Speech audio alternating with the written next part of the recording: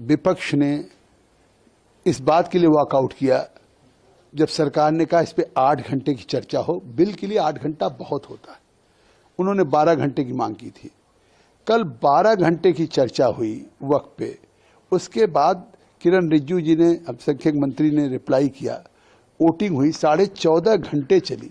तो कम से कम सरकार इस वक्त बिल को किस तरह से एक लोकतांत्रिक ढंग से, जिस तरह से ज्वाइंट पार्लियामेंट्री कमेटी को रेफर करने का आग्रह किया स्पीकर साहब से, नहीं तो चाहती तो सरकार अपने 44 अमेंडमेंट्स को लेकर के, लोकसभा में भी बहुमत था, राज्यसभा में भी बहुमत था, सरकार सीधे इस वक्त बिल को पास करा सकती थी।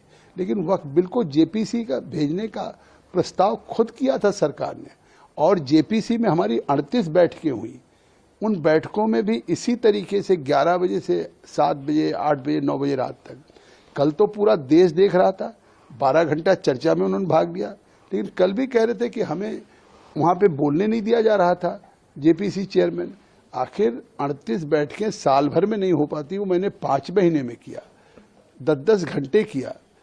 पूरे देश के राज्यों में गए, स्टेक होल्डर से मिले, इस्लामिक स्कॉलर से, all India Muslim personal law board हो, जमायत उलमा हो, या फॉर्मर वाइस चांसलर हो, फॉर्मर जजेज हो, बार काउंसिल हो, इस्लामिक स्कॉलर हो, सबको हमने दिया। 97 लाख लोगों के रिप्रेजेंटेशन आए, उसकी पूरी स्क्रूटनी की गई।